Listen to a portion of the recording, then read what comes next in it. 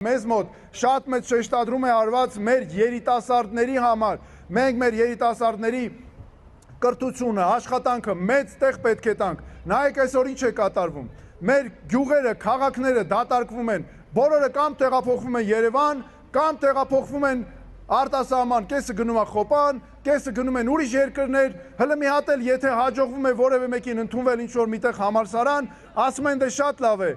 մեր երեխեն ընդունվեց, իր ճանապարհը կյանքը կգտնի, ճանապարհը կգտնի, ժողովուրդ ջան, առաջին հերթին մենք պետք է ռազմավարական ծրագրերով շատացնենք մեր բնակչությունը, մեր երեխեքին, մեր երիտասարդ ընտանիքները, մեր բազմազավակ ընտանիքները, տեսեք այսօր ինչ է դարձել, բազմազավակ ընտանիք ունենալը ստացվում է բացառիկ բան, որ խոսում ես բազմազավակ ընտանիքի մասին, բոլորը այնպես են զարմանում, իրականում պետք է կարևոր ծրագրերով այդ հարցերը բերել առաջ։ Նայեք, մենք ունենք ինչ, կարևորագույն մեր ծրագրերից է, որ 4-րդ երեխայից սկսած պետք է տրվի բնակարան մարզում,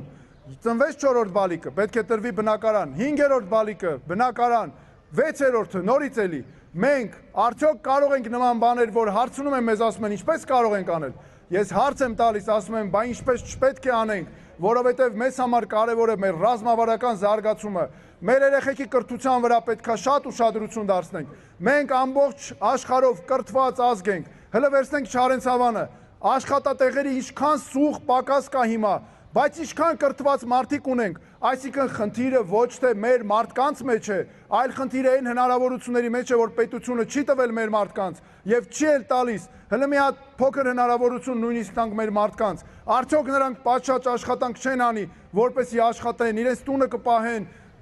հնարավորություններ կստեղծեն